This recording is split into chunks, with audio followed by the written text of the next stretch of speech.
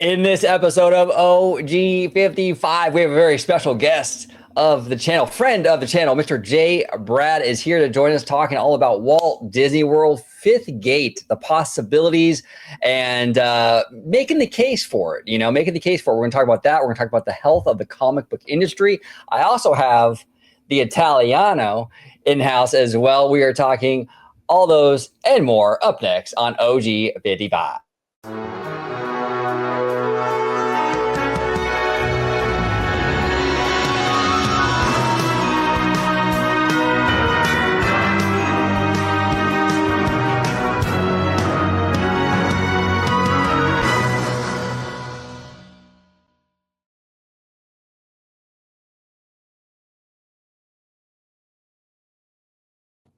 Welcome aboard, everybody, to another episode of OG55. Very special OG55 today. We have friend of the channel, J. Brad, first time on the channel.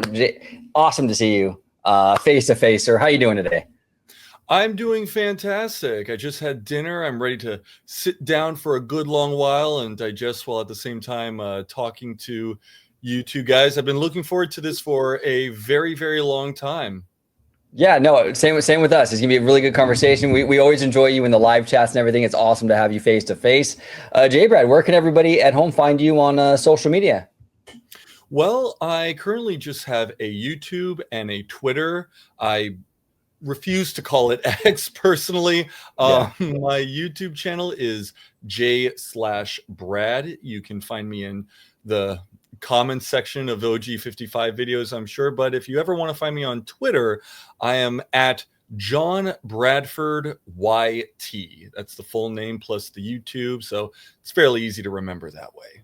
Perfect. Now, do you prefer if I call you J. Brad or John? What do you prefer, sir? You can stick with J. Brad or John, whichever you're comfortable with. I'm fine with either. Sounds like a plan. Sounds like a plan. Welcome to the show. And the Italiano, welcome back, sir. Where can everybody find you on social media, Mr. Sticky?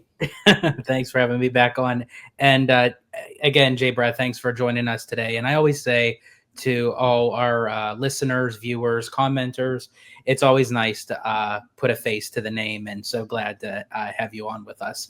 But in any case, if you'd like to find me on social media, you could do so on X, formerly known as Twitter, at Disney George. You could also find me on Instagram, Threads, and Blue Sky under the Disney Italiano. And of course, you can find me right here on my home base at Orange Grove 55 with Citrus Corner, with all that sweet, juicy, but sometimes sticky Disney news and info. There he is. All right, let's talk about this. So J. Brad, you brought this topic to my attention, and actually, this is a great topic. The topic of a fifth gate at Walt Disney World, right? Now, I've actually argued, and I'll give you my side of the argument on the show, obviously, but I want to kind of pick your brain first.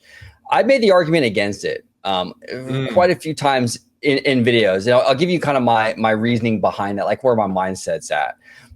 But I mean, obviously, as a fan, though, I wouldn't mind it. I mean, more parks, the better. But I have an interesting reason as to why I think that maybe they shouldn't. But I want to get your take on this. A fifth gate at Walt Disney World, is it a good time to do that right now? Where's your head kind of at with that? Well, I know a lot of people say that now doesn't feel like the right time simply because there is already plenty of stuff that is planned for the parks that they currently have, whether it be at Walt Disney World, Disneyland, or even the international parks.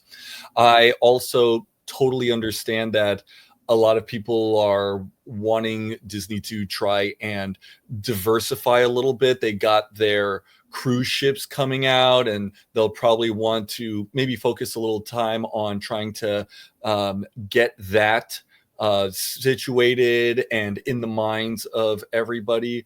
But my thing is that given how all of this hype surrounding Epic Universe seems to be eclipsing a lot of the projects that Disney has currently down the pipeline, I think that as of right now, a fifth gate would probably be the best way to sort of get in front of that, because it's not just simply Epic Universe. There's also the little mini park that they plan on opening in Texas, and also a future Universal Studios in England, which will compete directly with Disneyland Paris.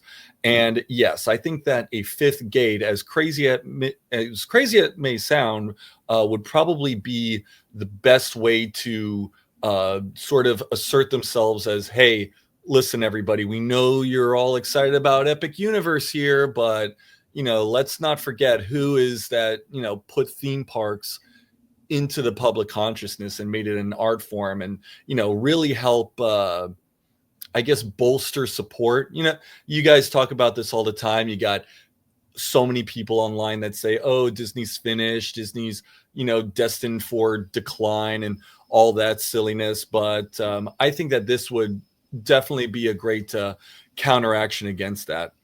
That's interesting too, and I kind of want to pick your brain as to the reason why I was against it for a while now was because I feel like, and I could be wrong, but I feel like there's so much, like you were saying, so much to do at Disney World, right? So you have the 4 Walt Disney World parks, the 2 water parks, but now you're gonna have 3 Universal parks, and then they have a water park. So my argument against the 5th gate, at least for right now, was like families only have so much time and money, right? So there comes a point when like you can't do all of this stuff anymore. Like a family is gonna, like, once you add a 5th gate, I mean, you know, your average family, you know, do people have the PTO, the vacation time, to spend 2 weeks to do all these parks now? So you kind of get into a place where it's like now the families are kind of forced into making that like a decision, right? So you start to cannibalize a little bit. Like, what are your thoughts on that in terms of like having so much where it becomes a point where it's like, you know, do families, can they physically even do the thing in one vacation anymore? And should that deter Disney from making the 5th gate, or do you think that they can work creative solutions around that? Maybe you know, alter their business strategy. Maybe you know, you don't have the all-inclusive thing. Maybe you purposely only package 3 or 4 parks per visit, you know, as Disney, right? Like maybe they don't want you to go to all of them for each vacation. Maybe they want you to come back for a second time or a second go. But what are your thoughts on that, and how that might be an issue for them with that 5th gate? Well, as you said, this would cause a lot of people to have to do make choices about what it is that they want to do.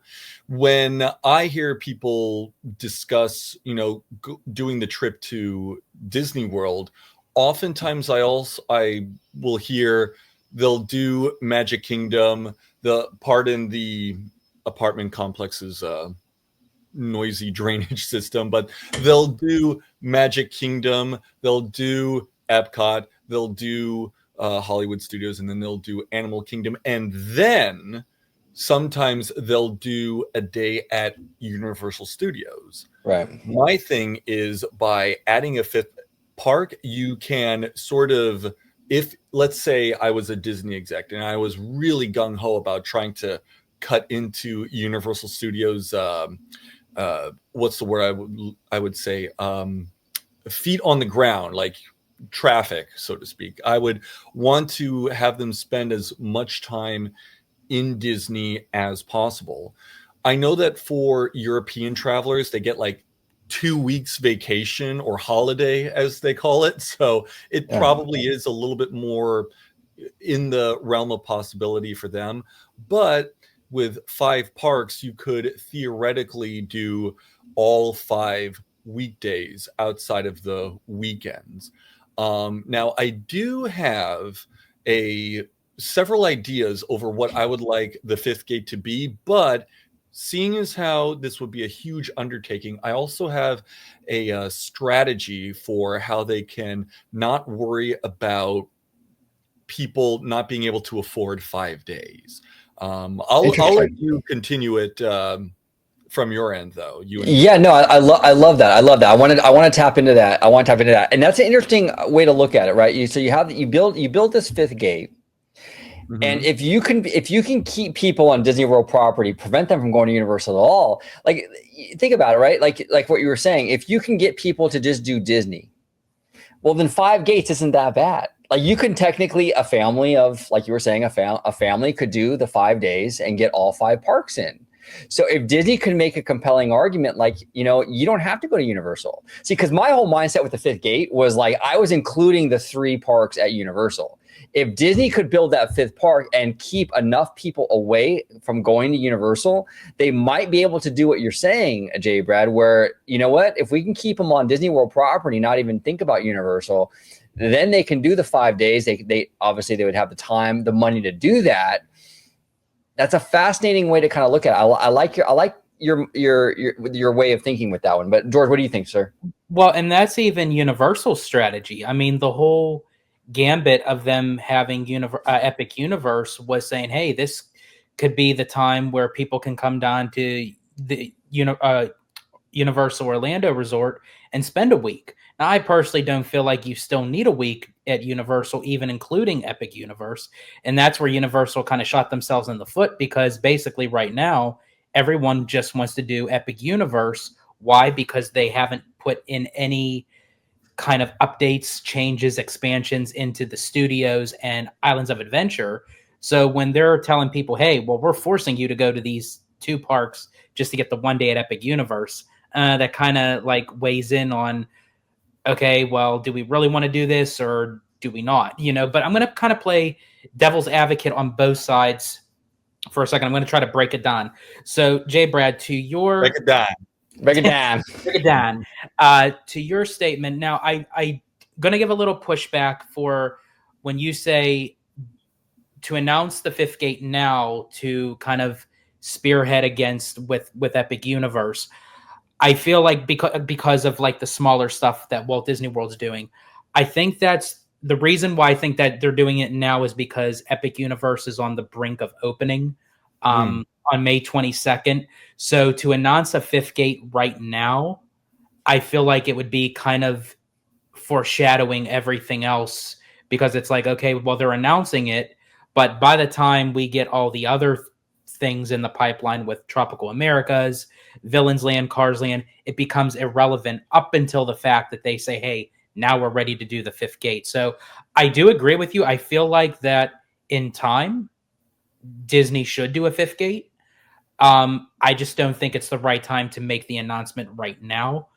Plus, I feel like so this is where I'm going to play devil's advocate on both sides, because I feel like the other parks need stuff more. But at the same time, I wonder if that's Disney's strategy to move forward with a 5th gate. Because if you add a 5th gate and not have so much in each of the other parks, then it takes less amount of time for people to take off of work. Well, maybe what you're saying, George, is like they're fixing. So what you're saying is they might be fixing the current parks to pave the way for an eventual 5th gate. So they're taking care of what they have now to eventually make. Okay, that's interesting. That's interesting. What do you think about that, Jay, in terms of that kind of strategy? I mean, do you think that's a solid one, or maybe? Oh, certainly. And well, when I say right now, I don't mean like, within the year or so, but I think that given how, like you said, Epic Universe is really pretty much on the verge of opening, it might be too early to completely take the wind out of the sails. But I think that if you at least create, some rumblings, maybe be like, after all this talk about Epic Universe, we're kind of thinking of putting work together for a 5th gate now that we got all of this other stuff down the pipeline.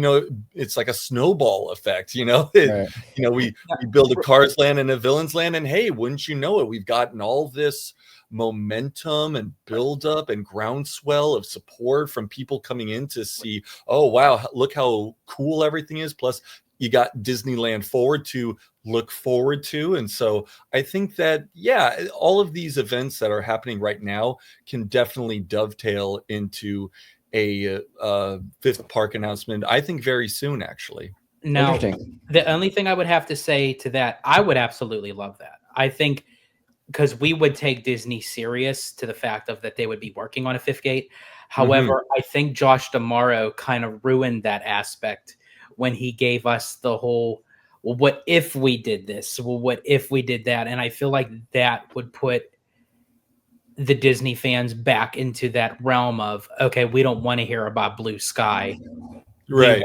To hear solidified concrete details. Now, but I'm not saying that that's wrong. I just feel like the way Damara went about doing it, it kind of put it a little dent in that. But what I wish Disney would do, I don't know if either one of you remember this. I know they did it back in Walt Disney World. I don't know if they did it in Disneyland, but back in the 90s, before Animal Kingdom was built, I forget where they held it at. I think it was at Epcot, where they had a little preview show where they showed guests concept art of what things were to come. And they actually showed concept art of Animal Kingdom before it was actually technically officially announced.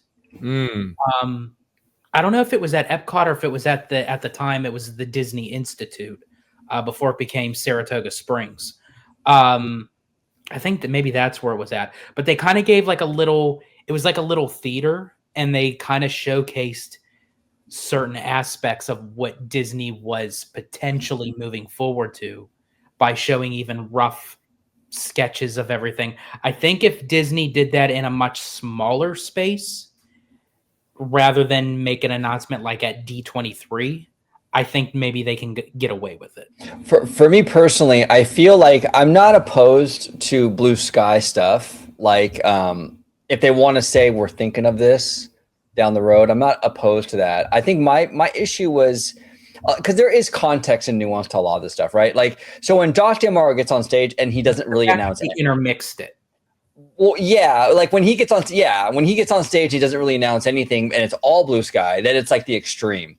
But I think like the last D23 was amazing. He really, honestly, we've been critical of D'Amaro, and I think that this last D23, it was perfect. I mean, what he did and how he handled it with the announcements was perfect.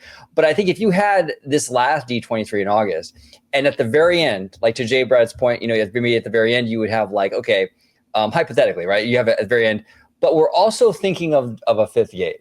It's not confirmed yet, but we're tossing ideas around for the next. That would be completely fine. Yeah, that probably would blow the roof off of the arena. It would blow the roof off because they had all these concrete stuff for the next 5 years, which people are excited about. And then you're like, but we're also thinking about this. And I think it's far enough out and big enough where fans would be like, okay, you know what? That makes sense that that's blue sky. You know what I'm saying? But yeah, to me, the ideal D23 presentation would be like 80 to 90% concrete, and not literal, but maybe literal. For sure, definite things with, maybe at the end of each presentation, like tiny little sprinkles of, hints of coming attractions and things. And I think that way, people could then look forward to the next D23 or future announcements where they can think, hey, they made an announcement for Villains Land, or let's say Villains Land was presented as just a blue sky concept. Say, hey, you know what? You said Villains Land, a year or two ago. What's the progress? Well, we've made a bunch of schematics.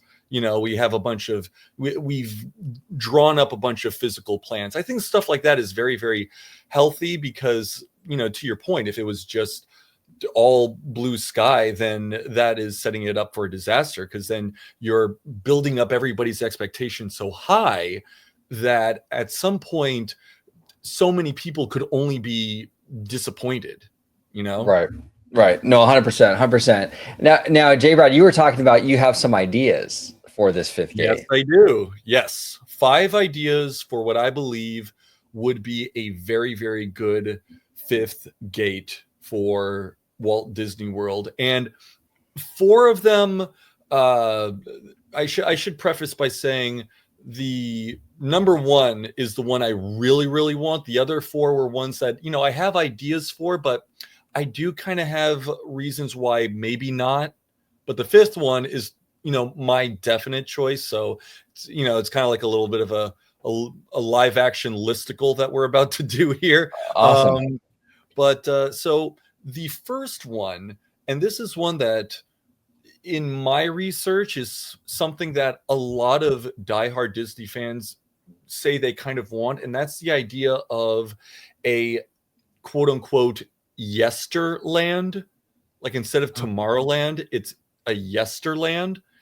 And the general idea that gets bandied about is that this would be a place where you would put a lot of classic and or discontinued rides and attractions. So things that are not anymore around in, let's say, Disneyland, where you watch the footage of Disneyland like in the decade after it opened, and you see a ton of rides that make you go like, oh wow, that's not around anymore, you know, like a lot of the stuff in classic Tomorrowland, you could, or even fairly recent Tomorrowland, like for example, you could put extraterrestrial alien encounter in there. You could put what was it? The Great Movie Ride. You could put it in there. You could even put Muppet Vision. Now that we know that. There you go. I was just about to say Muppet. You read my mind. Now that we got Muppet Vision, or what's the other one? It's getting replaced too. You could maybe not the Rivers of America, but you get what I mean. Right. Stuff that people can connect to.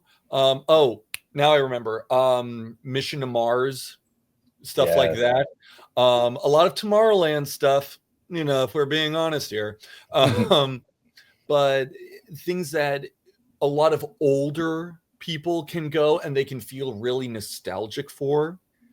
And I think that is very, very much a quintessential part of the Disney park experience, because one of the reasons why the Disney parks have such a strong following, even among other theme parks, is the nostalgic aspect of it. You know, I remember the first time I went to, rather I should say the only time I went to Disney World, I was 17. I didn't go when I was a kid, but I did have such a fun time there because I got to experience a lot of things that reminded me of my time watching Disney movies on VHS at home. I had the entire Disney Masterpiece collection on an entire shelf. And I would like to experience that with my kids in the future someday, and maybe possibly grandkids. Well, the idea of a Yesterland would be able to provide it, not just right now, but because you would have so many attractions that span across generations, it would feel like, you know, a cornucopia of Disney. Yeah, it might not have very cohesive theming insofar as you could have a Frontierland ride right next to a Fantasyland ride, but the overarching theme of these are the classic rides would, I think, help web them all together. Well, and the brilliant part about this as well is it actually kind of takes a lot of the pressure, because you were saying a lot of Disney fans, they're in this for the nostalgia because it's deeply rooted in our childhoods and stuff like that, right? So when Disney comes out and they say, we're going to get rid of Muppet Vision, or we're going to get rid of the Rivers of America, or we're going to get rid of, you know, the People Mover. Right. There's all this emotion behind that, because you had, like, my dad took me to the People Mover when I was, you know, I proposed to my girl in front of the Rivers of America. There's all this stuff that people are kind of connected to, right? So this idea of this Yesterland kind of park is brilliant because it takes the pressure off of Disney, where it's like they can kind of play with their parks more, and they can tell fans, but don't worry, it's going to Yesterland, right? Yeah. It gives them permission to sort of play without the fans getting super upset, because they know that they'll still be able to enjoy this thing. Yeah, it'll be in a different park, but it takes that pressure off quite a bit, which is a lot. There's a lot of pressure with the fandom, you know, with taking anything out that's older. So that's an interesting concept. What say you, Taliana? Are you on board? Oh yeah, absolutely. Because what I really love about that idea is it helps both sides of the scenario. Right. They're taking something out to update the current park, but yet it's going to add something new into Yesterworld or Yesterland or whatever the park would be called. So technically that helps both parks. So if you're removing, like recently, Dinosaur is going to be taken out for Indiana Jones.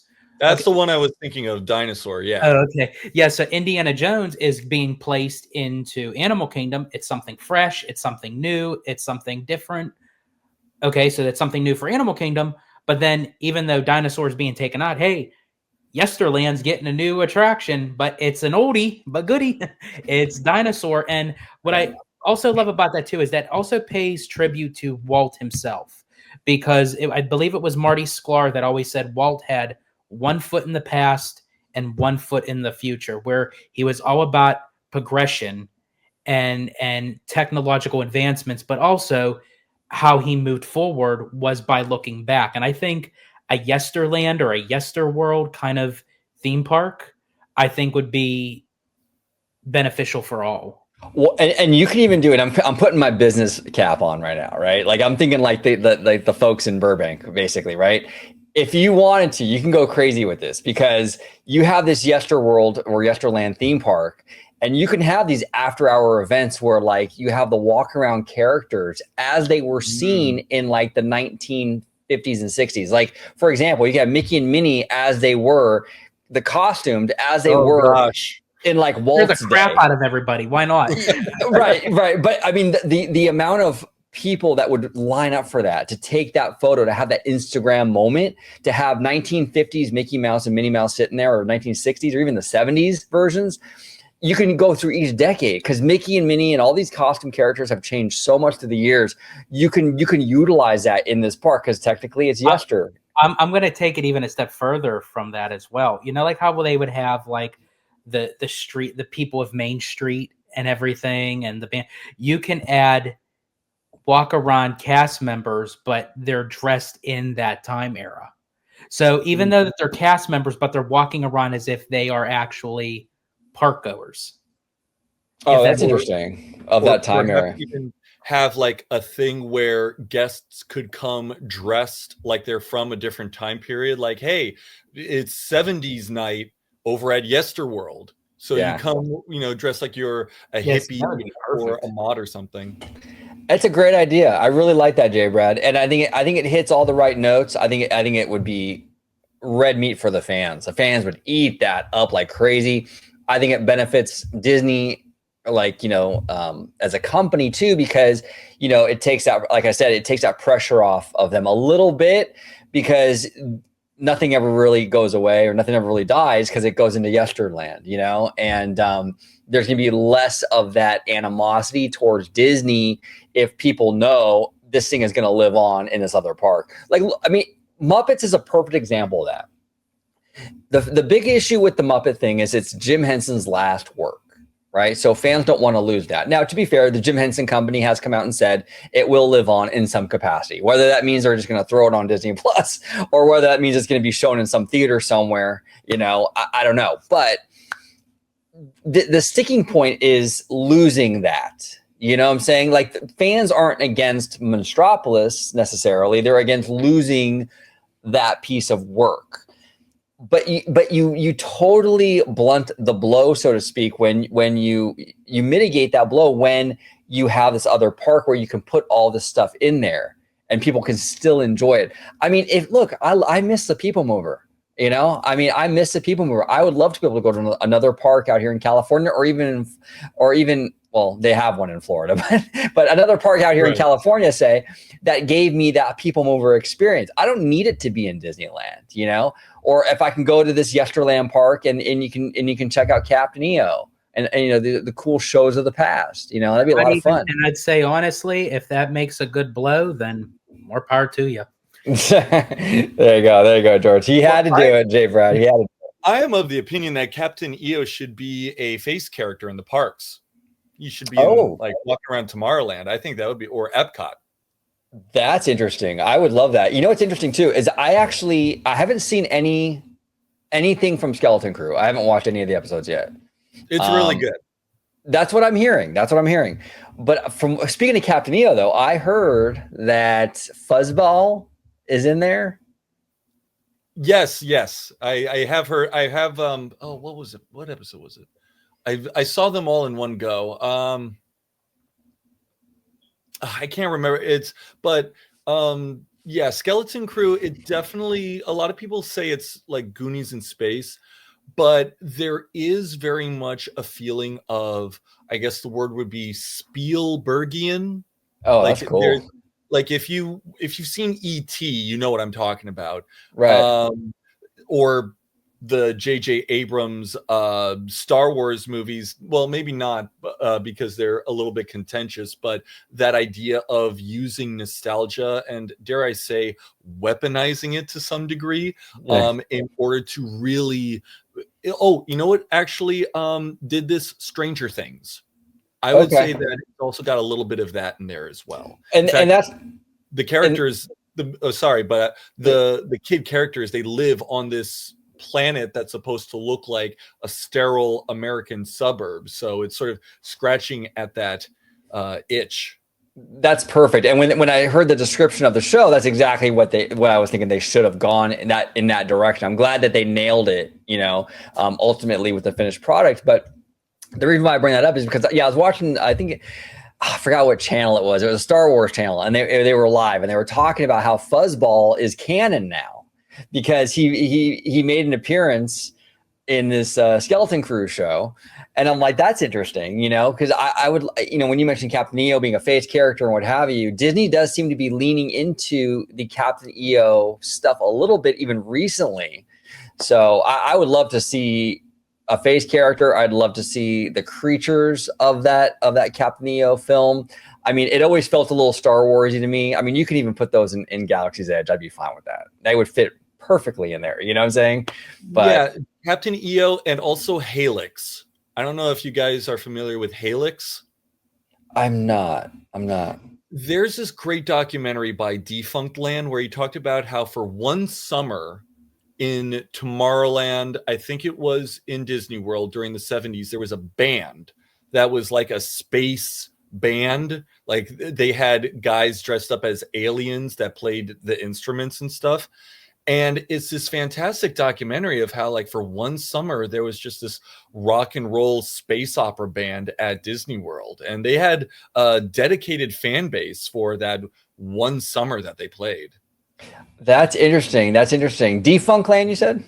Yeah, Defunct Land. They do a lot of stuff about, defunct rides and attractions, not just at Disney, but also Universal, Cedar Point, Busch Gardens, Silver Dollar, all those places. Yeah, no, I'm familiar with him. I just not that particular video he did, but he does amazing work. I mean, incredible stuff. That's awesome. So what's your now? Okay, so the first idea is Yesterland. Yes. What's your number two? So my number two. This one requires a little bit of context. So we were talking about Animal Kingdom earlier and how you brought up that, George, that they had a video or a presentation about the types of things that they were thinking of doing with a bunch of concepts that ended up making into Animal Kingdom. Well, any Disney park fan will tell you that one of the greatest missed opportunities was Beastly Kingdom. Yes. And Beastly Kingdom, for those of you who don't know, it was meant to be a part of Animal Kingdom, but it looked at mythological animals, dragons, centaurs, whatever. And the idea was that it would be divided into two halves. One half would be based around good animals or good mythological creatures, and the other one would be evil ones. And one would have sort of this motif surrounding the sequence in Fantasia with the unicorns and the centaurs and satyrs, a lot of Greek stuff. I believe there was going to be a ride where you would go under this hill and there would be this cavern of a unicorn, and you would see the unicorn sitting there in all of its glowy splendor. And then on the other half, you would have this ride. Now, stop me if you've heard this before. You would have this roller coaster that would go through this decrepit castle, and you would come face to face with this giant dragon that would breathe fire at you. Now, in case if you guys may not remember, at last year's D20 or at the last D23, for the concept art for Villains Land, they had that roller coaster, and of course with Maleficent's dragon, or Murphy, it might be him, I don't know. But so it's clear that that motif, those ideas, they never die at Disney World. So my idea is creating a land that is based off of mythology. And the idea here is that you would have things such as Hercules, Aladdin. You could have, and this might be a little crazy, but bear with me on this, Prydain from the Black Cauldron and Atlantis. And the reason why I picked these four is because it would be sort of Disney's true answer to epic universe, insofar as each of them is a very, very distinct setting and aesthetic and motif. But also, speaking of Universal Studios, they're going to be getting rid of the Lost Continent completely pretty soon. Right. So I'm thinking, what if sort of Disney sort of swooped in and sort of, maybe brought some of that representation back, because they're getting rid of dinosaurs. Meanwhile, Universal has gotten all of their Jurassic World stuff with potentiality for expansion. I'm thinking, there are a lot of underrepresented IPs over at the Disney parks, particularly ones from the Disney Renaissance that deal, and also the Disney Dark Age from like the 80s and whatnot, that deal with mythology, whether it be Greek, Chinese, Celtic, or Germanic, and I think, or Arabian. And I think that would be a very fun and exciting. It would be a world of adventures. A lot of Disney's best villains are from these types of stories. I think it would be very, very fun and enticing. I agree. I love that idea. Mythology, you can do so much with that. I mean, you can do so much with mythology because it's a broad enough theme where the sky really is the limit. But it's honed in enough where it's like it's definitely a cohesive thing, right? So I love that.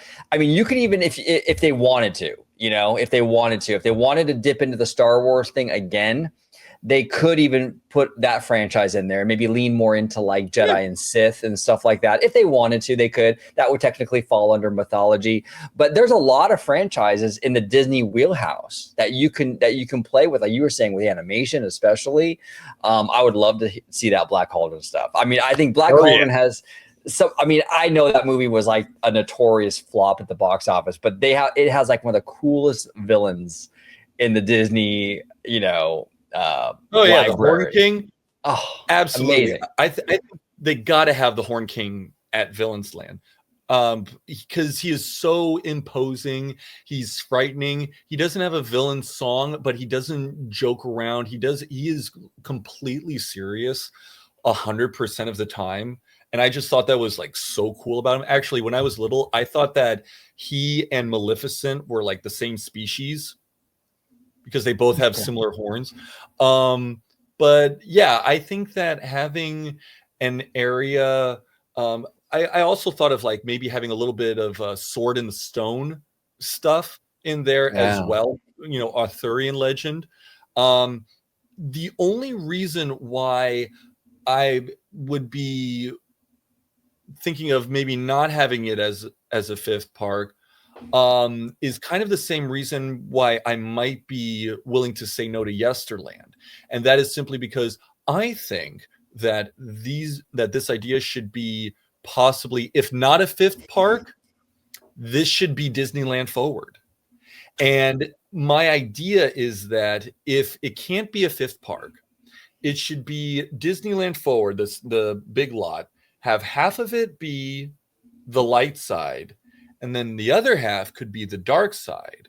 That way you could fulfill a lot of the ideas that you had put forth in the original Beastly Kingdom, while at the same time putting, albeit a likely smaller version of Villain's Land on the West Coast. Love that. These are brilliant ideas, Jay Brad. Now George, everybody at home, George and I are learning these ideas, in real time here. And so far 2 for 2, amazing stuff. Amazing stuff, Jay Brad. What's your number 3? So This is one that I think, to the best of my knowledge, is is like a J Brad exclusive. Okay. This is one that I don't think I've seen any concept art. I haven't seen a single YouTuber or blogger talk about this idea, but so I'm pretty excited to talk about it. So, as we all know, the Disney parks around the world are not just about theming to IPs or lands or ideas. They're also always keeping up themes for different times of the year. So, of course, we had a whole big thing for Halloween, and now we're in the holiday season. They do plenty of stuff for 4th of July, for spring break. I don't know if they do anything for Easter, but my idea is, what if you had a park that was specifically designed around the holidays on the calendar? And so it would be, oh, pardon me, that was just a little alert on my computer. It would be different little mini lands centered around, kind of like in The Nightmare Before Christmas, how you have those trees and they act as gateways to different holiday themed lands. So you would have, let's say, 4 quadrants for the different seasons. And inside of those would be attractions and rides based around the holidays. So, for example, and not only just holidays, but you could fit a couple of things in here that, again, do not get much representation at the park. So, for example, at the winter one, if you were to say, hey, what's a winter themed, movie that is very synonymous with Disney? Like, what would you say off the top of your head? Frozen. Right. But there is another. What if instead of Frozen, or maybe you could have a little bit of Frozen in there, Right. but what if you had The Lion, the Witch, and the Wardrobe? Oh, that'd be cool. And like the little North Pole, that famous North Pole sign or whatever, the one I'm talking about with what's the satyr's name? The one with the red scarf. You would have like that. You would have, maybe an explicit thing centered around Christmas Town from The Nightmare Before Christmas. You could have like a fun Santa's Workshop type of thing. In the summer one, you can have it devoted to summertime, let's say the beach. So you could have Lilo and Stitch. You could have some Moana themed stuff. You could have basically things that are always centered around, hot sunny days. What's another one? It wasn't a Goofy movie, but it was another one I remember. Oh, there's a famous Mickey Mouse cartoon where they're like in Hawaii or something like that. Or hey, you could even put like some Three Caballeros stuff in there, like with Jose Carioca going to Brazil. And then for springtime, you could have a lot of stuff with flowers. So this would be things like Alice in Wonderland. You could have the sequence from Fantasia 2000 with the life spirit, or things with Bambi, because there's a lot of stuff involving spring there.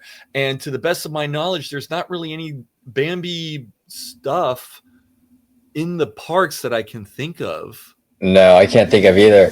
This is going to sound really horrible, but I think you might have found the spot where they could put the shooting arcade. Oh no! Oh no! How dare you, George? How dare you? No, but this is. No. In all actuality, though, I love how you took the time to actually sit and think of like what movies would be representing for each season. Because I mean, when you think of Alice in Wonderland, you just think of the storyline of Alice traveling through Wonderland. But when you really digest of what the story is, she shrinks herself down where she meets up with the different flowers and the caterpillar and the white rabbit. So you get that springtime kind of feel. And aside from my joke, but yeah, like it's something like with Bambi, like you could have like with the forest scenes. And I know a lot of times Disney likes to make rides that make stuff like of awareness, so they could do like something where when they had like the forest fire in the movie, where you have to try to escape with the other woodland critters to escape the fires and what have you. So yeah, there's like a lot of different aspects of it. But I actually do, and I do love that idea to the fact of that you would have each season year round, depending on what you would be, whatever your preference is. You know, you feel like doing something in the winter section, you go there. Spring, you know, for fall, I would think of doing something even with Frozen there, but it would be more geared towards The sequel. Frozen 2. Exactly. Well, and I love Jay Brett. I love your approach to this, because if I think most people, when you think holiday park, you think of just, okay, we're gonna have a Christmas land, right? We'll have a Halloween land or whatever. You incorporated the seasons into this, not just the holiday, but the seasons. And I love that. When you were talking about spring and how what do you think about with spring? Flowers. Okay, we're gonna have Alice in Wonderland, Bambi. Beautiful concepts. I love this idea. Absolutely love it. And also, too, when you mentioned a Goofy movie, I still would incorporate that in this summer land, because technically the movie was set during Max's summer vacation. It was during this. Okay.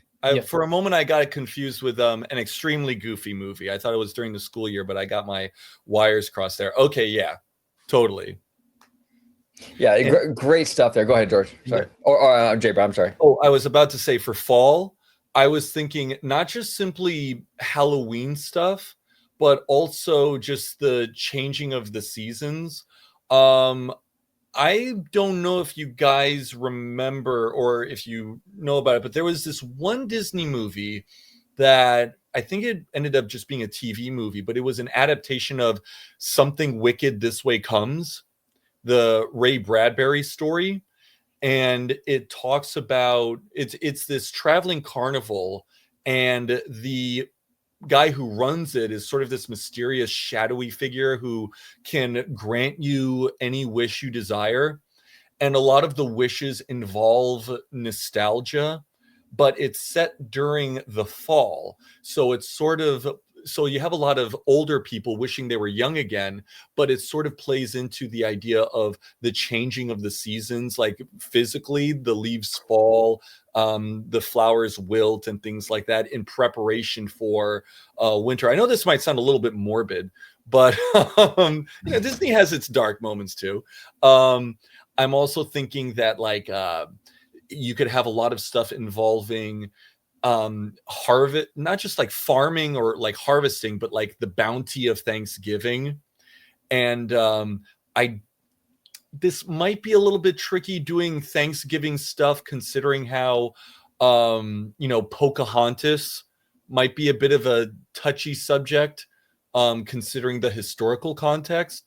But I think that you could probably do a little bit of stuff there, but I got an idea for Pocahontas later. But yeah, and you could have it be in a sense like it would be in a circle, so you could start in any time of the year, and then whichever circle you go around into, you're going around through the calendar, and you're either traveling backwards through time or forwards through time. Beautiful. Now, George, our good friend Kaylee would absolutely love anything bountiful. She was in love with the Bountiful Farm stuff over it. The second he said bountiful, I thought you could just put the Bountiful Valley Farms right in there, or technically you could put that in the Yesterland, because it's no longer part of DCA. You could. Great concepts here, Jay Brad. What is your number 4? Okay, so the number 4, this one is very near and dear to my heart. Again, it's what I believe is like one of the coolest concepts I've ever seen for a theme park, that has technically been done at Disney, but just not here. Okay. And that is the one, the only Discovery Bay. Tony Baxter's brainchild. Of course, Joe Rohde got Animal Kingdom. I think that Tony Baxter should get Discovery Bay. For those who don't know, it is basically steampunk Epcot or steampunk Tomorrowland. It is a retro futuristic look at the world through the eyes of futurists like Jules Verne, a little bit of H.G. Wells, Sir Arthur Conan Doyle. I think he did the Time Machine, right? I think it was the Time Machine. I believe so. I believe so. A little bit of pulpy stuff in there. And what I really like about the idea of Discovery Bay is that it would, I think, fill in a really good. I guess the word I would say is gap in Disney's arsenal, because steampunk feels like the type of thing that we should see a lot more of in film and television or animation. It's mind-boggling that we only have like one famous, like really famous blockbuster steampunk movie, and that was Wild Wild West back in 1999. And Disney does have a little bit of a history of dipping its toes in it, namely with Treasure Planet and arguably Atlantis, although technically it's diesel punk because it's more gasoline World War I type of stuff. But I'm getting into the weeds here. What I would like to see out of Discovery Bay being a Tomorrowland, but based off of steampunk, would be things like having 20,000 Leagues Under the Sea brought there, because 20,000 Leagues Under the Sea is one of the chief. First of all, it's one of Disney's most famous live action movies in its classics library. But secondly, because it is one of the fundamental stories, I guess you could say, that a lot of steampunk is based off of. So you could have something like 20,000 Leagues Under the Sea. You could have a Journey to the Center of the Earth style ride like they have over at Tokyo Disney Sea, which has a land that is vaguely reminiscent of the Discovery Bay idea. Absolutely. And you could, if you have to tie it into an IP, of course you could do Atlantis, which I think is very, very much deserving of some sort of e-ticket attraction at Disney. I know that it didn't do well at the box office when it first came out, but it has since become like that, and Treasure Planet have since become like huge cult hits that, you know, if you announced a sequel for it, it would probably make $500 million easily. You could also have, and this might be a bit of a stretch for some people because it is such a beloved ride, but I think that Discovery Bay could be a perfect place to relocate Journey into Imagination. Rebuild the original Journey into Imagination there, because that was actually the original intended location for it. It was going to be called Professor Marvel's Wondrous Emporium or something. Oh, I like that. I like that a lot. Yeah, very fanciful, very, very Victorian. And when they moved it over to Epcot, I guess they decided to make it more about, you know, dreaming as a part of the lived human experience. So rather than it being sort of a magical, fantastical show, they decided to make it very educational. And so now, granted, the original ride is a beloved classic to the point where Figment, a bucket of popcorn with Figment's face on it, can draw lines just as long at the ones over at Rise of the Resistance. So I think that recreating the ride in its original version would not only be a huge boon insofar as it's again playing on the nostalgia out of it, Right, but it also plays into another kind of nostalgia. And that is nostalgia for a time period that you were not alive during, which has a word. It's called anemoia. It's the feeling you get when you learn about things that you could not experience, and yet somewhere, some deep inside, there's a little tug at a heartstring that makes you feel like, oh, but I know it though. Somehow, some way, I know it. And I think steampunk as and aesthetic really, really, really dives into that. You know, it's the feeling of exploration. It's called Discovery Bay. We have Discovery Land and in France, and they had rides based off of A Trip to the Moon, the famous story that later got adapted into. You folks know the famous silent film of the moon with like the rocket that lands in its eye. Right. Yeah, that's that type of stuff. I don't know. There's just something wondrous, but at the same time, it taps into the human drive to pursue ingenuity and new horizons. Oh, speaking of new horizons, what do you think we could put in the space left from Journey into Imagination being moved? A New Horizons. There you go. I love this idea, and like you said, it would. I think you bring Tony Baxter back. You have him spearhead the thing. Obviously, it's his baby. But I mean, it's so Disney too. Like you were saying about the curiosity, the exploration element of it. Yeah, I just love this idea. Treasure Planet would be.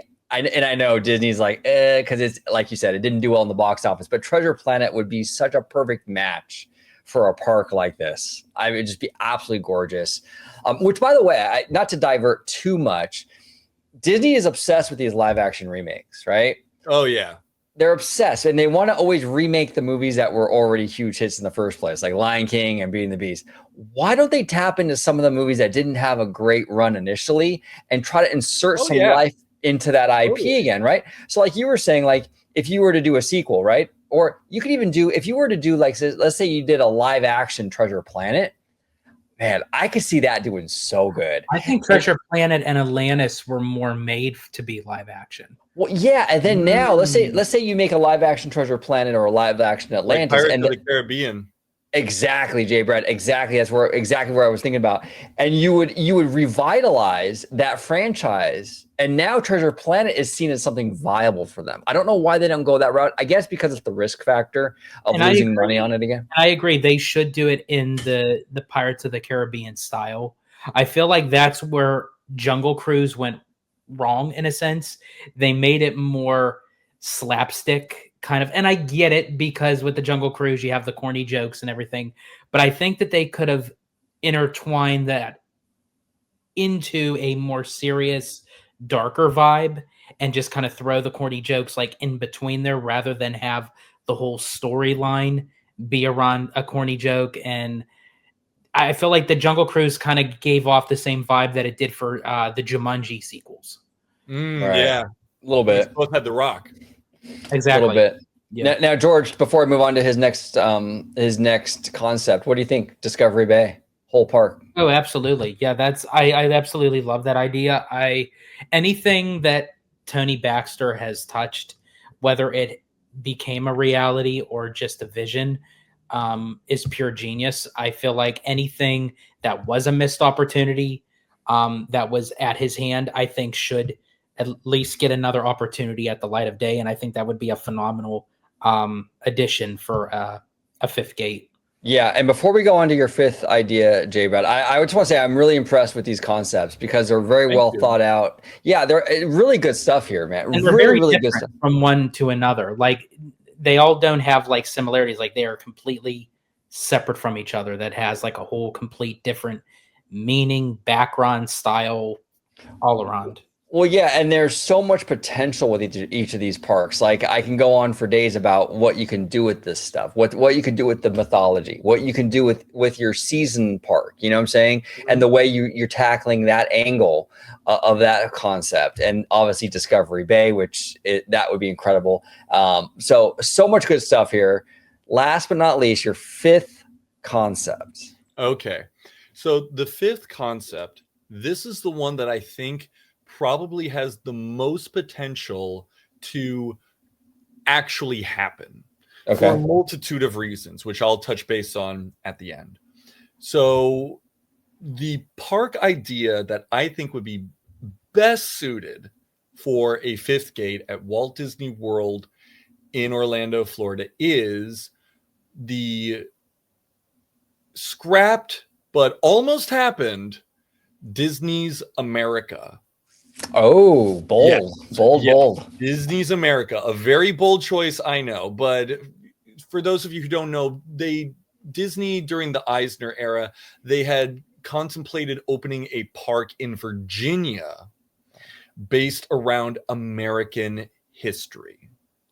Now, the reason why I think a park based around American history would not only be the best choice, but also be the most likely choice is because I think that it would actually do a lot of good for, and I'm going to do my best not to get political here, but because our political system in America has left a lot of people feeling very tense and divided and, feeling animosity towards our own neighbors sometimes. I think that something that truly celebrates what brings us all together, and not only brings us together as, Disney fans, but also as Americans, and also the lived experience of those who made all of this possible, I think would be very, very uplifting for millions and millions of people. And my idea is that, well, like the idea that they had for the original park, you could travel through different portions of American history to develop a sense of relatability with it. So, for example, you would have, and also Walt Disney himself was very patriotic in a lot of respects. Oh, yeah. He was very fascinated by American history. He considered Abraham Lincoln to be his number one hero. I think that it would be something that Walt himself would probably be interested in. I mean, I'd like to think he'd be interested in all this stuff, but Disney's America as an educational as well as entertainment tool, I think would be something that he would be interested in. Now, when it comes to what you would have here, my idea is, and I'll make this as brief as possible, separating it into 10 sections. You would have the intro area, which would be called American Crossroads. This was the original intended entryway where you would go in and then you would go to different areas. But it's like American Crossroads insofar as like, many times throughout its history, America could have gone in this direction, but it went in that direction. And, who knows where, people love that alternate history type of stuff. Right. But you would have it go around in a circle, kind of like with my holiday park idea. You would have pre-colonial history. So this is where you could fit in stuff like Pocahontas if you wanted, or even maybe the Legend of Sleepy Hollow. Oh, you would then have an area based on the Revolutionary War era. This would be called President's Square. Keep in mind, these are all names that were originally made for the original park. And my thing is, for President's Square, this would actually be a very good place to relocate the Hall of Presidents, because I love the Hall of Presidents. It's really, really cool. I think it's really funny seeing each new president added to it. But I think that this would naturally be a perfect fit. I think it would be like, the e-ticket attraction for that one particular area. And then afterwards, we would get an area based around the civil westward expansion. Now, you folks might already know about this, but before they put Pirates of the Caribbean in Walt Disney World, they were originally going to have this thing called the Western River Expedition. And so that could be what this whole area is about. It's not Frontierland specifically, but it's kind of like it. But it's the whole area is a ride. And then after that, you would have an area based around the Civil War, and it would have this big fort that you could explore. And kids love forts, gunnery, things like that. It had originally intended to have an attraction or a show based around slavery and things, and that might be a contentious and touchy subject. I believe one guy said, "Oh, you'll get to know what it was like to be a slave." It was a PR nightmare. So maybe not that type of stuff, but Yeah. I remember they talked about having a fireworks show that was from the battleships. So you would have the loose, like the Monitor Civil War battleship, and the one in the World War II battleship on the other side, and fireworks would come out of them. Oh, that's cool. And then after the Civil War era, you would have what was called We the People.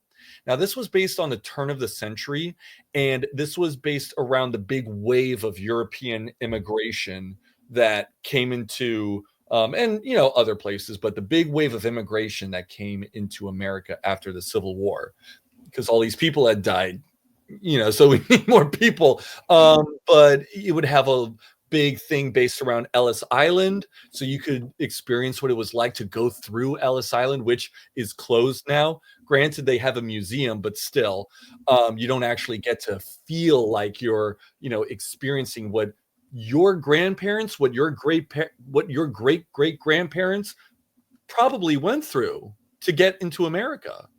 And I think that would be very touching for a lot of people. And then on top of that, this could be an area where you have a lot of food places based on different parts of the world. Because, in Epcot, we have the food places for the pavilions that are there.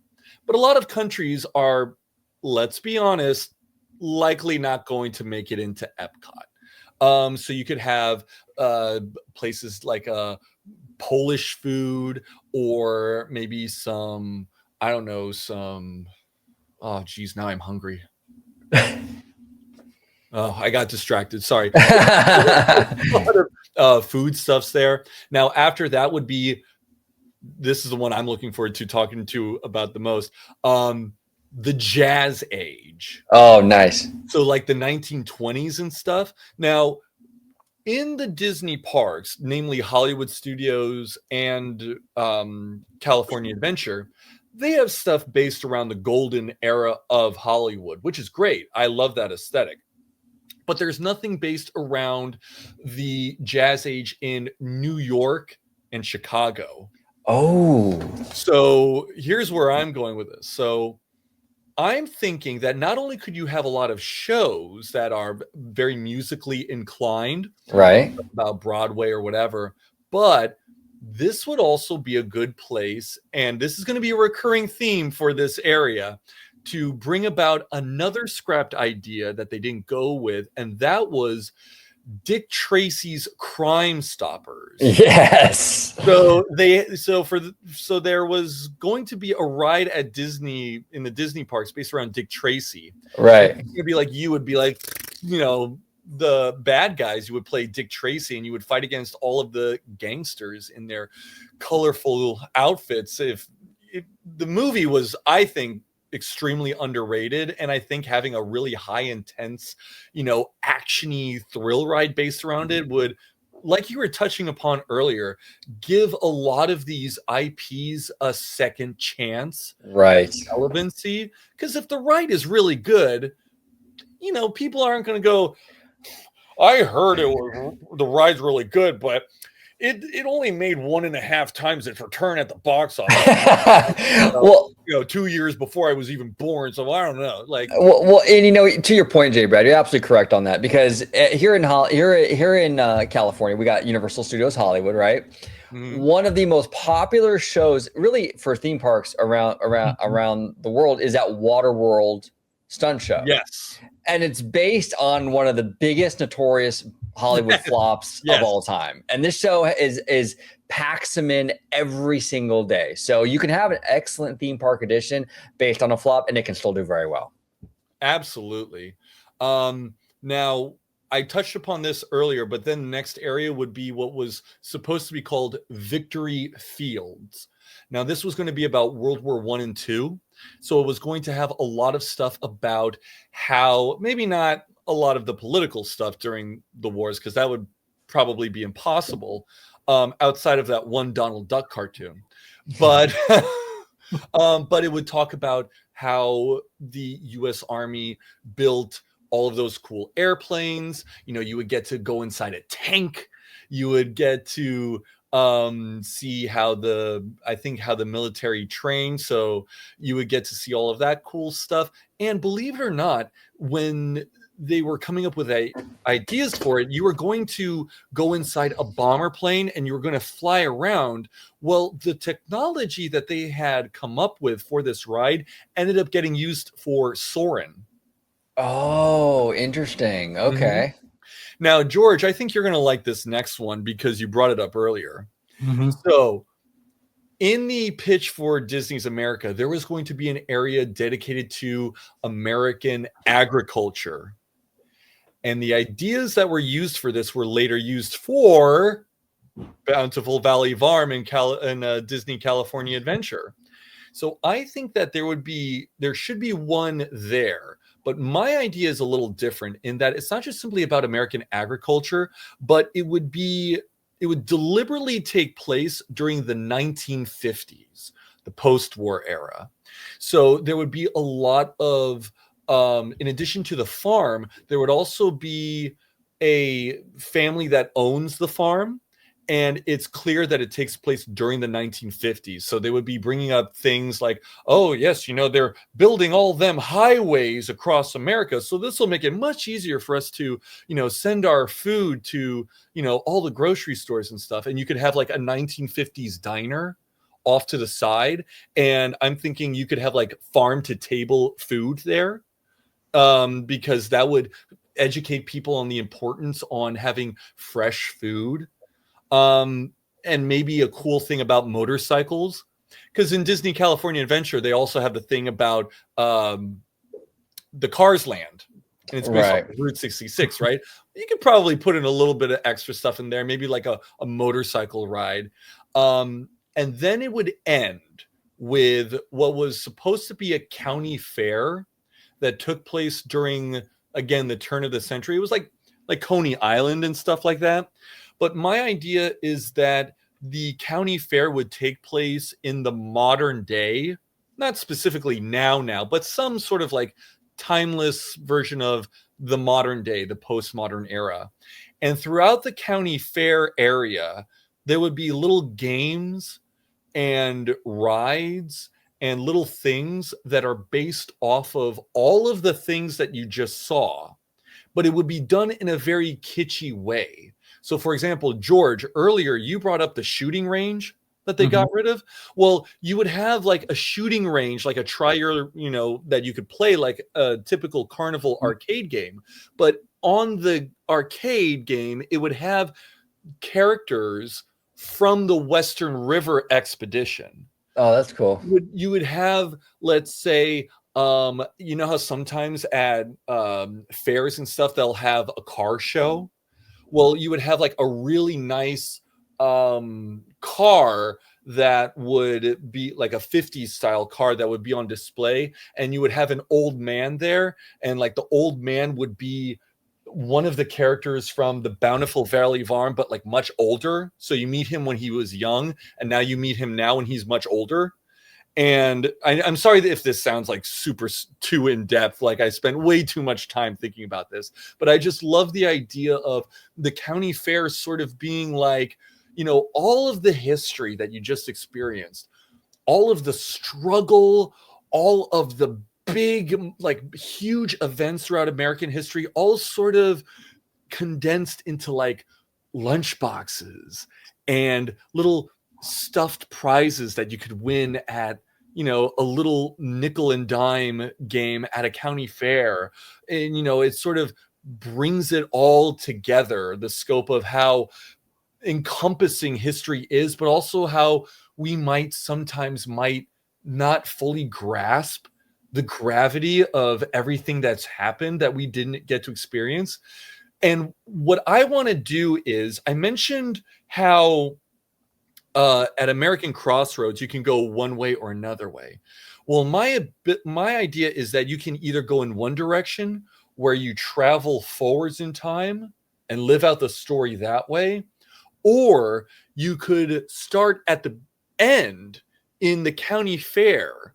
And then as you go back in time, you're like, hey, that guy on the thing that I saw at the county fair, he was a real guy. Right. Shaking his hand, something like that. That's awesome. That's awesome, Jay Brad. And I also want to ask you too, in your opinion, because we're getting this new Walt Disney animatronic over at Disneyland, right? Yes. Which I'm really excited for. I think they're going to stick the landing on this thing. I just have a feeling on this. I think the Imagineers obviously are going to take this very seriously. I think it's going to be very, very well done. They're using actual audio from Walt, no AI stuff, which is fantastic. But this park that you're talking about, Disney's America, that would be a perfect park to have another Walt animatronic.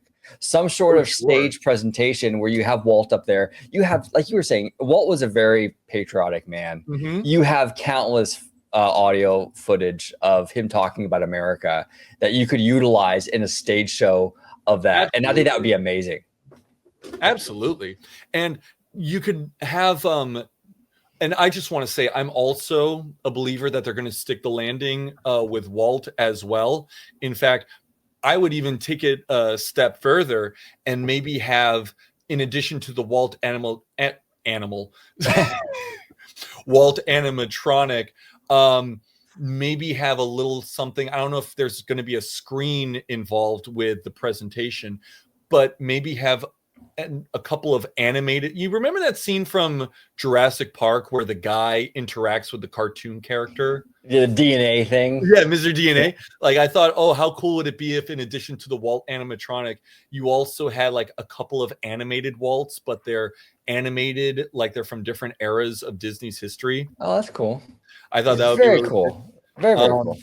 But yeah, I think that a bunch of reasons why I think that Disney's America would be the most likely is, for one, like I said, it would be seen as a very positive thing for, and I know this might sound a little bit of a stretch, but the American psyche.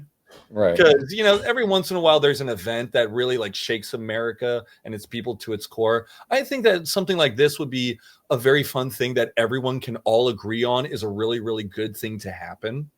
Also, I think that, Florida is a very strong Republican state. They have a Republican governor who recently got into that feud with Disney for various political things, which we don't have to talk about here.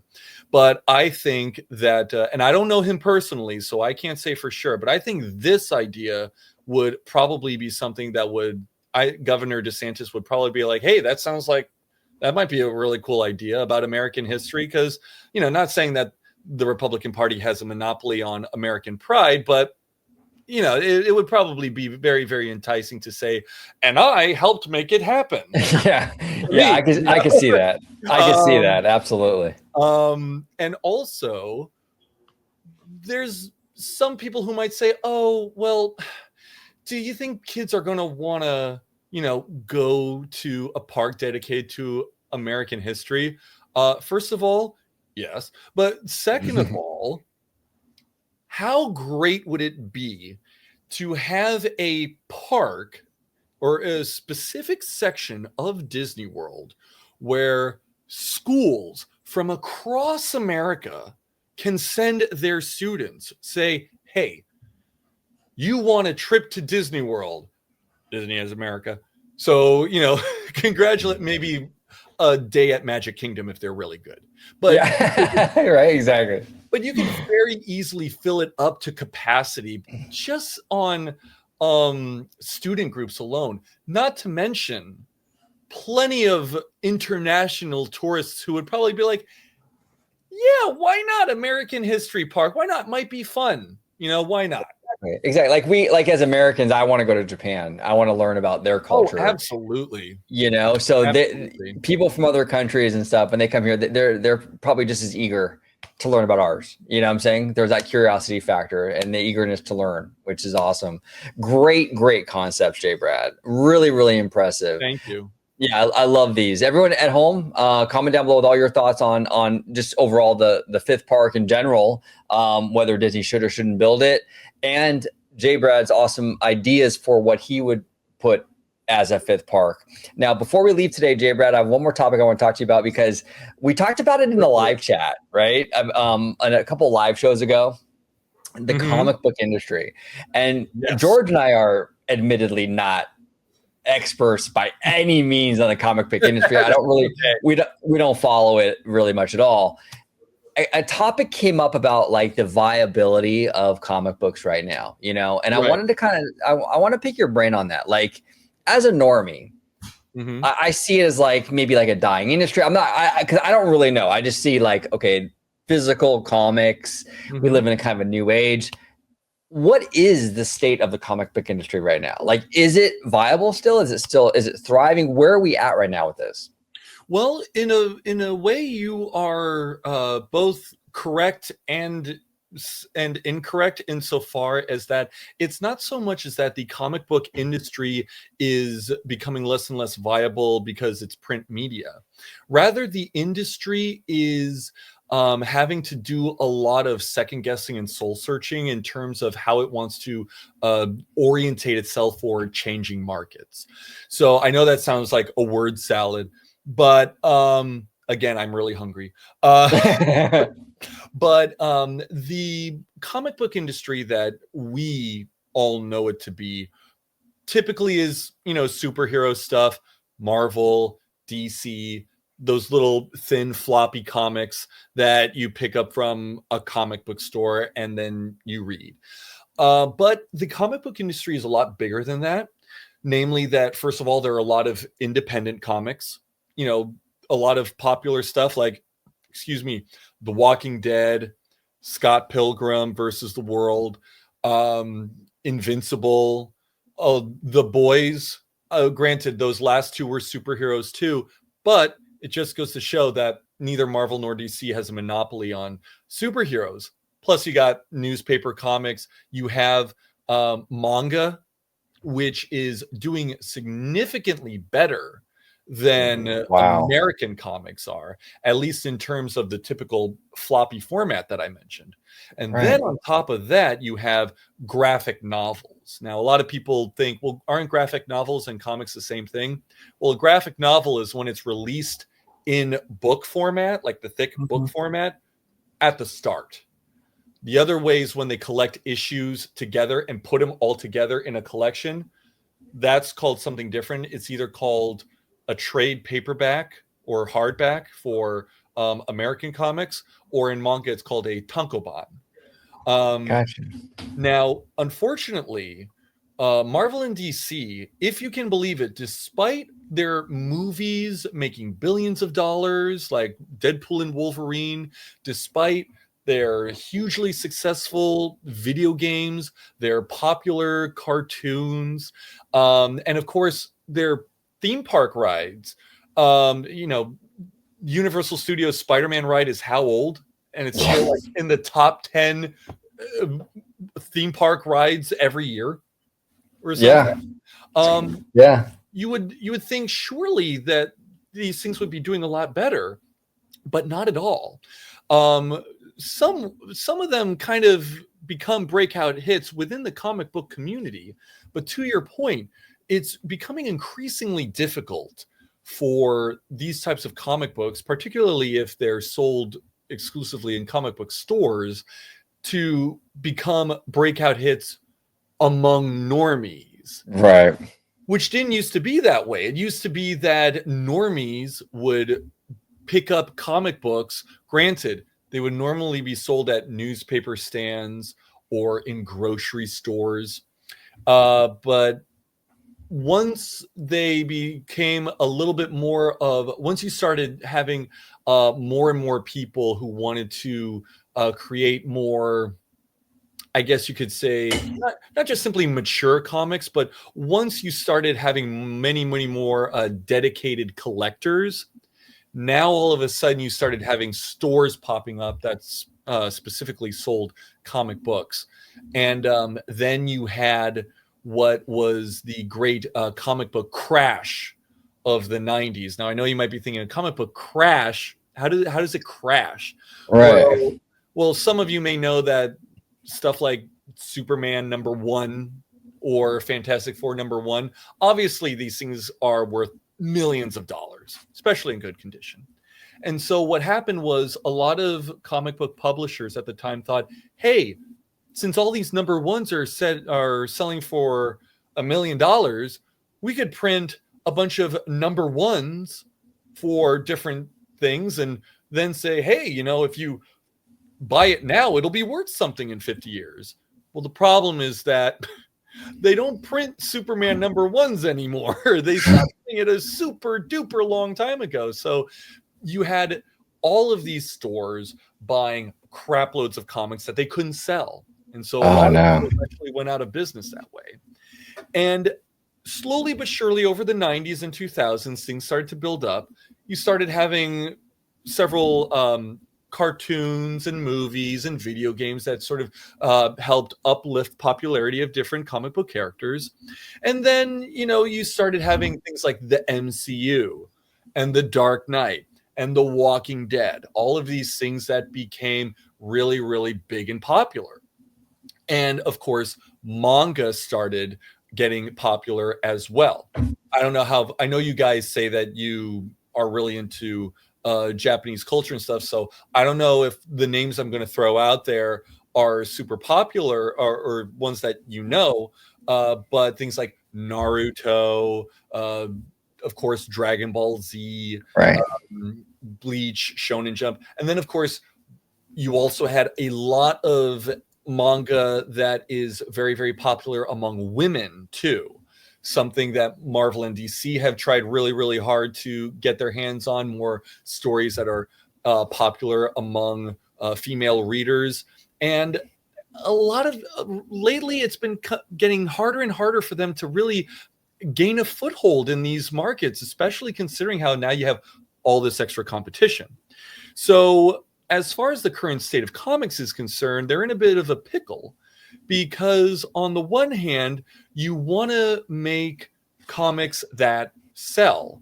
Who's buying? Well, the people who buy the most comics are the people who are the diehard fans, Right. or fans, the people who have long boxes all up in like a storage unit that they filled out. But at the same time, the ones that you want to attract, they're not buying what it is that you're selling. They might say that you're doing a really good job with representation on social media, but they're not showing up to buy your stuff. And so, if there's any place where the go woke, go broke line really has any sway or staying power, it would probably be in the American comics industry, but only because it's already operating on a bit of a wire's edge anyway. So if a comic doesn't sell more than 25,000 copies, it's already on the chopping block. And you would think that something like Batman or Spider-Man would be selling millions of issues, certainly, but no, they're lucky if they can break a couple 100,000. Wow. Now I want to ask you, Jay Brad, because that's interesting. Like, what is it? Because you said manga is doing banger numbers. I mean, it's Absolutely. real competition for the American, comic industry. What is it about manga? What is manga doing right that the American companies are missing the boat here with? Well, it's not just merely competition. It's kind of eclipsing American comics right now, because I believe it was 2002. For the first time ever, the top 25 comic books, and when they say comic books, they're counting stuff like manga, they're counting Diary of a Wimpy Kid, they're counting all of that stuff. For the first time ever, in terms of sales for completed volumes, manga took up, I believe, every slot in the top 25 in America. No Batman, no Spider-Man, no Avengers, no Justice League, nothing but manga. Wow. And then, of course, if you count stuff like Diary of a Wimpy Kid, Dogman, those things are super duper popular because they're incredibly accessible for younger readers. So, you know, you guys might remember Captain Underpants. Yeah. It's by the same guy. So stuff like that is extremely popular. But when the kids get older and they've been reading, you know, those things, they're not then going to, oh, I now want to read Batman because I love Batman. I had Batman pajamas for 5 years as a kid. No, they're skipping straight ahead to manga. Why is that? Well, both in America and in Japan, the form factor for manga makes it significantly more accessible to both old fans and new fans. So in Japan, the way they sell their comic books, it's not in individual, you know, floppy issues. They sell it in magazines that feel like phone books. And so you'll get like 7 to 10 comic books in a single issue for the month. And that's the publisher's that's what they give you for the week or for the month. So it's not like, hey, the Marvel is going to send out the X-Men comic this week, and then next week I'm going to get the Spider-Man comic, and then the week after that I'm going to get the Moon Knight comic. No, it's all the One Piece, the Naruto, the Bleach, the blah, blah, blah, all in one volume, and you get them all at once. That makes sense. That makes sense. So it's a one-stop shop. You get that one copy and you get all those stories in there. That makes a lot of sense. And not only is it a one-stop shop, but this makes it therefore a lot easier to now sell it in grocery stores, a gas station, because you only have to buy the one book. Yes. And on top of that, the paper is significantly less quality and they print in black and white. So the overhead and since it's one book with 7 stories in it, the overhead is a lot better because you can sell it. When they sold Shonen Jump magazine, the phone book in America, it only costs like $7.99 in like 2004, 2005, which I can't imagine being too much more expensive now. Right. But then after they've done 7 to 10 months or so, then they collect all of the issues into a single book. Now, a single book, hold on, let me see if I can find something. I don't have any manga on my shelf, but a single book would probably be about this big.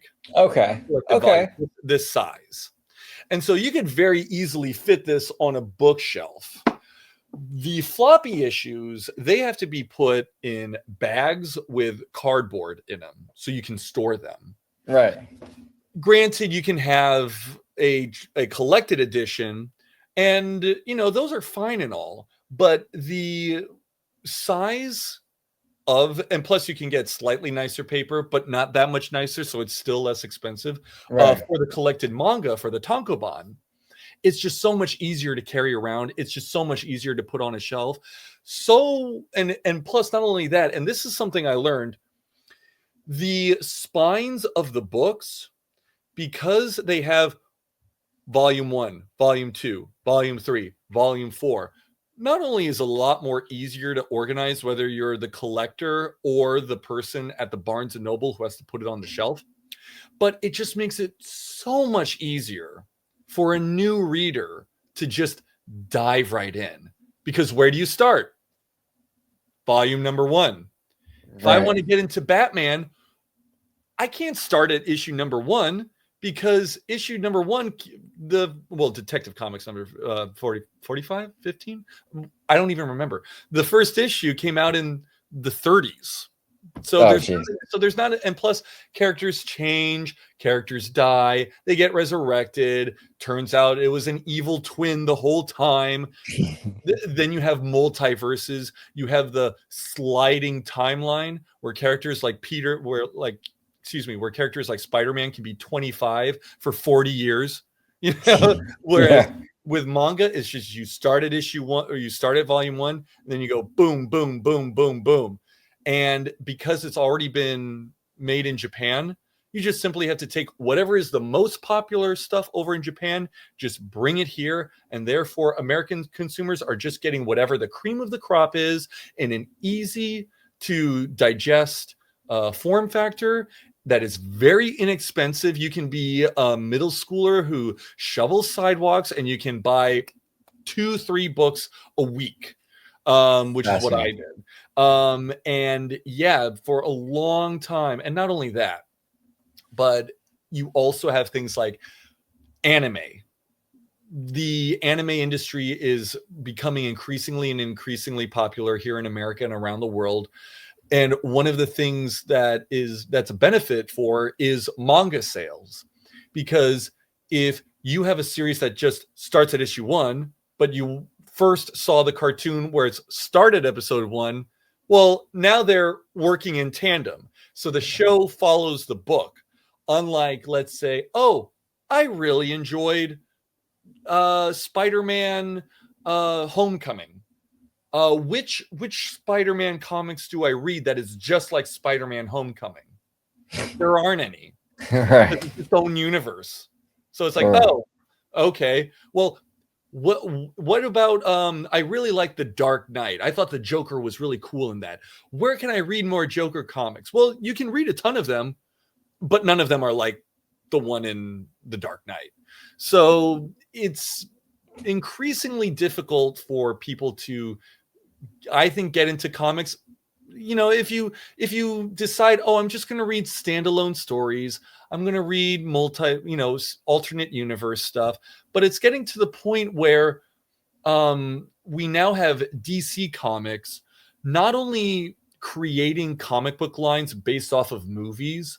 So now you can see the Tim Burton Batman movies continue the storyline, but also they're now releasing their most popular storylines ever in their history in tankobon-sized books, as opposed to the larger comic book size ones. Now they're shrinking them down so that they look more like the manga on your shelf. Fascinating. That's where for me it becomes a little bit monotonous with DC and Marvel, where they have like so many, especially with Batman and even like Spider-Man, there's like so many different variations of them that us as in pop culture, you get to watch many different variations of Batman. You got Michael Keaton as Batman, you got George Clooney as Batman, you got Christian Bale as Batman, you got Robert Pattinson as Batman. It's like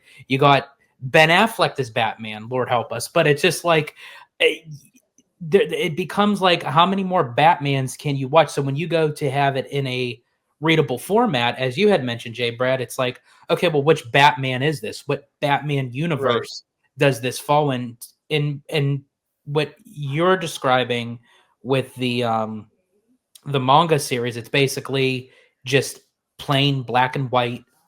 You follow it through from beginning, literally and figuratively. Yeah. There's no like variations and all of that. And then also with Marvel, it's kind of hard to take them serious in a sense where when you have a storyline, like you have the end of Endgame, where, sorry folks, spoiler alert, where Tony Stark dies. Mm-hmm. You have this beautiful yet compelling sad moment.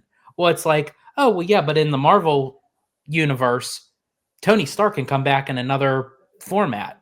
And it's like, well, you just killed the moment of Endgame, because now he could be a variant as Doctor Doom or what have you. It's like, I like when there's just transparencies that's just straightforward, where it's like you just move along with the story. If somebody dies, it's sad, but guess what? It's part of the story. Yeah. And not only does it stay that way with the writing, but also with manga. Now, some independent comics are like that because they're independent creators and stuff. But with manga, you're going to get the same creative team. Many times the person who writes the story also draws it, But even if there's a separate artist, it's going to be the same artist for the whole story. Whereas with American comics, unless if it's an independent one, and even that's not entirely safe. Like, for example, The Walking Dead had 2 different artists. But let's say, oh, this cover looks really good. The art is so good. Like, if you guys know who Alex Ross is, he does like these photorealistic paintings of characters. They're amazing. And you look at it and you go, oh, that's a beautiful cover. And then you open it up and it looks like something that you draw with a crayon at Chili's or something. Like, if you get a lot of bait and switches. Another problem that the American comic book industry has that doesn't get talked about enough is variant covers where, oh, hey, comic book store, if you buy 20 issues of this book, you'll get a super duper rare cover that'll be worth like $50. And it's like, okay, fine. I have a customer who will buy it, but how the hell am I going to, sell 20 issues of this? Because they always do it for books that no one wants to buy to incentivize purchases. And once a store buys those comics, they can't return them. Oh, so they're stuck with them. Then what do you do? They're stuck with them. So I've heard horrors. There's one comic book store out in I believe, Ohio, who said he'll give any variant cover away for free so long as the customer buys all of the comics that it took to get it. But then you also have issues with distribution. For a long time, up until recently, there was only one comic book publisher, Diamond Publishing, and they had a monopoly on the whole thing. Now Marvel has moved to Penguin Random House. DC has moved to Lunar. And, you got all sorts of vies for the power vacuum that's just making it more difficult for actual retailers. And you also got issues like, and this one is a little bit more bizarre.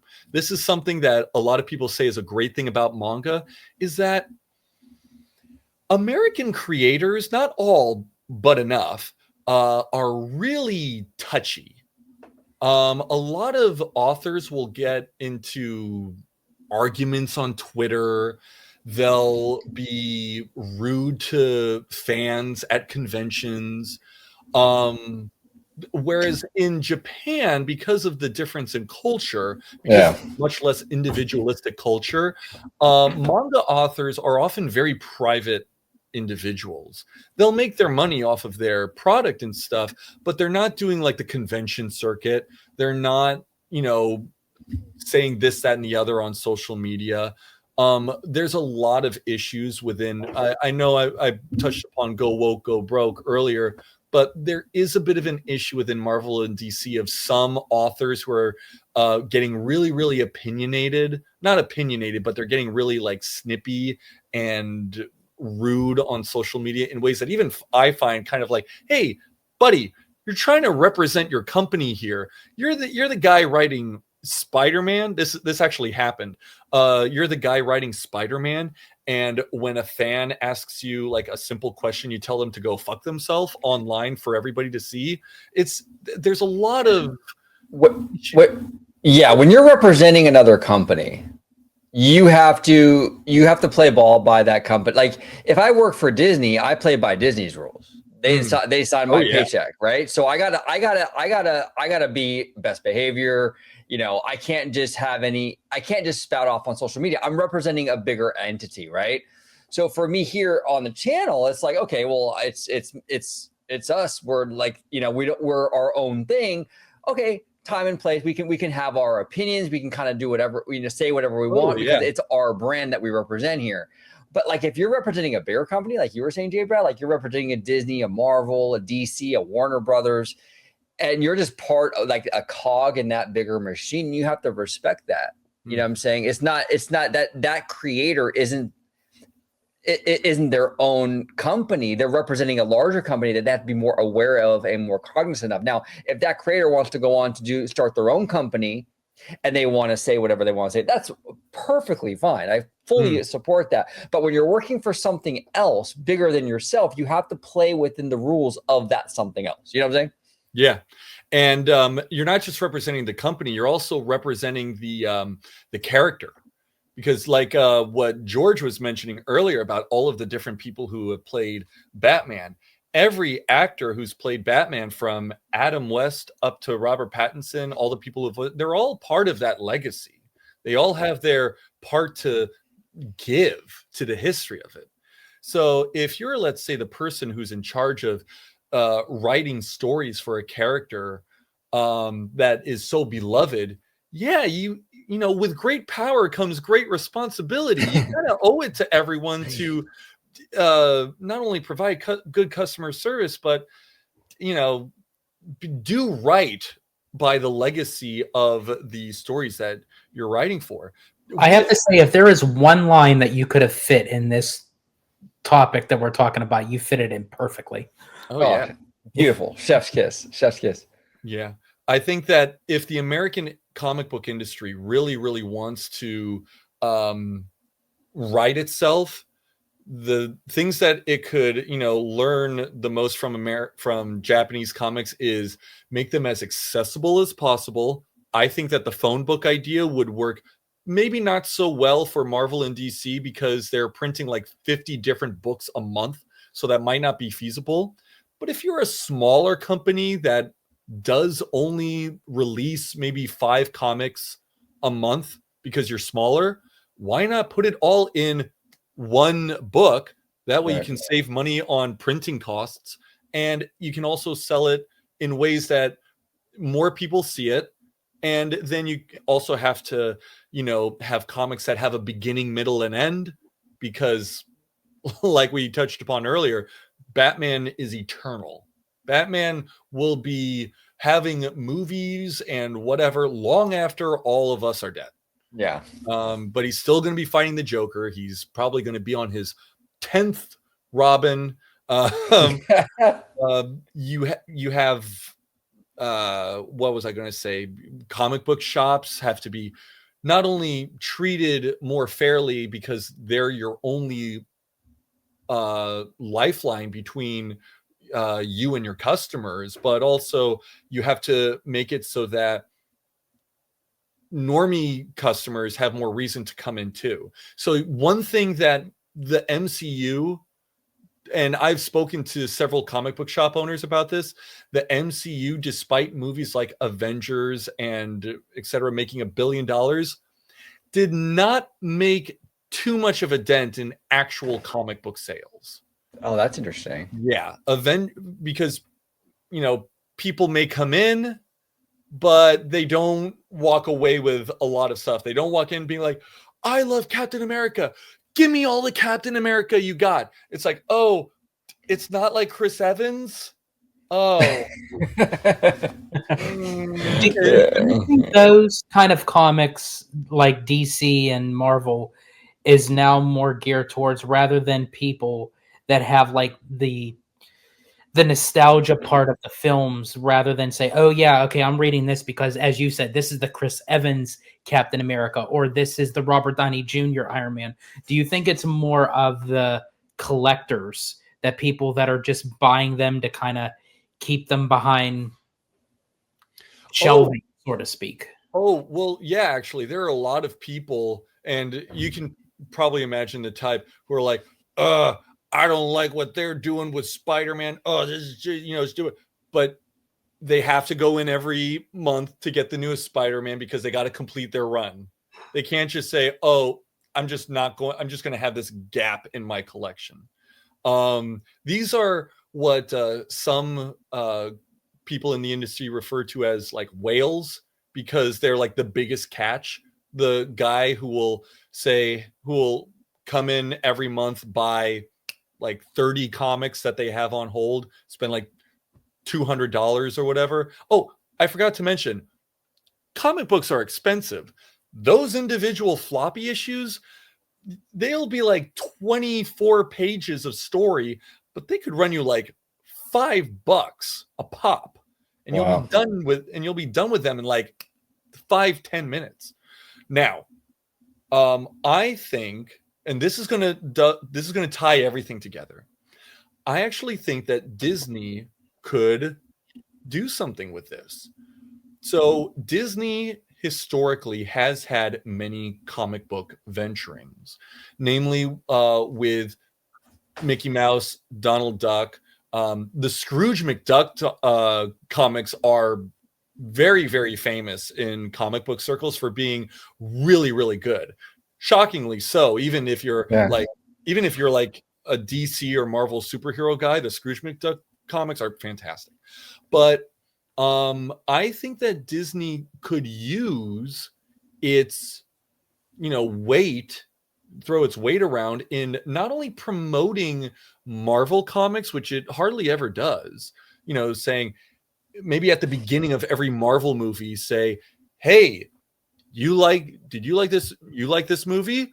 Visit your local comic book shop and then just like a little JPEG of whatever the closest comic book shop is to the theater, just have Chris Evans or Tom Holland point to, hi, I like to go to X comic book shop. Exactly. That's great. But I also would like to see them do more. And this actually is something they can do with the parks. Have comic books based off of their in-house IP. So remember in the 90s when they had cartoons for Aladdin and Hercules? Yeah. Well, why don't we have an ongoing comic book series about the ongoing adventures of Aladdin or adult Hercules? You could even do stuff with Tarzan, because the Tarzan character was compiled into like 29, or maybe not that much, but like 24 or so books when the original author was writing them. So you could have enough stuff for a Tarzan comic book line. Where it's funny you say that, because I do remember some variations of like in comic book style of Tarzan, Aladdin, Hercules, like that. It was like these little mini like magazines they used to Disney Adventures. Yes, I was all about that. Disney Adventures, yeah, and they were great. You can find them at the checkout aisle at every grocery store. I used to collect those things like crazy. Yeah, those are fantastic. When did they start? I found out about Kingdom Hearts. Yes, I was just about to say that. I remember seeing the picture of Sora, the main character, and Kairi, the girl with the red hair, behind him in an article about Kingdom Hearts. And I thought, oh, you get to go to the different Disney worlds. That sounds like a fun, that sounds like a lark. And then it would later go on to become my favorite video game franchise of all time. Yes. There we go. J. Brad. Go ahead. I'm sorry. I was going to say, I think that you could even sell them in the parks, because if you're going to be waiting in line, what could you do while you're waiting in line? You could be reading a comic book. Right. Sell them for like $1 at the front of the line. And do they sell, George? I don't know. I've been in the web store, the web suppliers or whatever they call it over there at Avengers Campus, but I don't remember. Do they sell any comics in Avengers Campus? I don't remember seeing any. I don't recall seeing any kind of comics. Anyone at home, if you know, I think maybe Mission Breakout's gift shop, because Mission Breakout's gift shop has some kind of like collector, no pun intended, but kind of collector-ish kind of thing. They got like the big figs and stuff like that over there. I think they might sell comics there, but offhand, I don't remember. But they should be pushing more comics in their parks, especially Avengers Campus. I mean, come on, it's like tailor-made for that stuff, You think it would be the one place in the world where you would get it? Especially if they have comics that are based off of the campus itself. If they create like original storyline of the Avengers being in the campus, or the Guardians, how they got captured by the Collector, of why you even needed Mission Breakout in the first place. Yeah, there's so much potential there. Come on, Disney, if you're watching this, make it happen. Make it happen. But J. Brad, fantastic conversation. I definitely want to have you on again. We'll talk parks, studio, comics, whatever it is. We'll definitely have you back on again, sir. It was a great conversation tonight. I had a fantastic time with you guys tonight. This was a lot of fun, and I would love to be on again sometime soon with you, George, maybe the other folks as well. And I'm really looking forward to, not just simply like thinking of new ideas and new things to talk about, but just, future chats with you guys in general. Yeah, absolutely. Absolutely. Well, if you could remind everybody at home where they can find you on social media. And I will be linking everything down below at home, everybody. So make sure you check it out. But go ahead, J. Brad. Absolutely. You can find me at John Bradford YT on Twitter. And you can also find my YouTube channel, J/Brad. All caps, all one word. There he is. There he is. And everything will be down in the description down below. Make sure you follow and support J. Brad, a friend of the channel. Absolutely. And the Italiano. Where can everybody find you on social media, sir? Absolutely. You can find me on X, formerly known as Twitter, at Disney George. You could also find me on Instagram, Threads, and Blue Sky under the Disney Italiano. And of course, you can find me right here on my home base at Orange Grove 55 with Citrus Corner with all that sweet, juicy, but sometimes sticky Disney news and info. There we go. Everybody at home, comment down below with all your thoughts on the comic book industry, manga, Walt Disney World, Fifth Park, all that good stuff. Everything we discussed today, we would love to hear from you. Comment down below. And until next time, have a great day, everybody.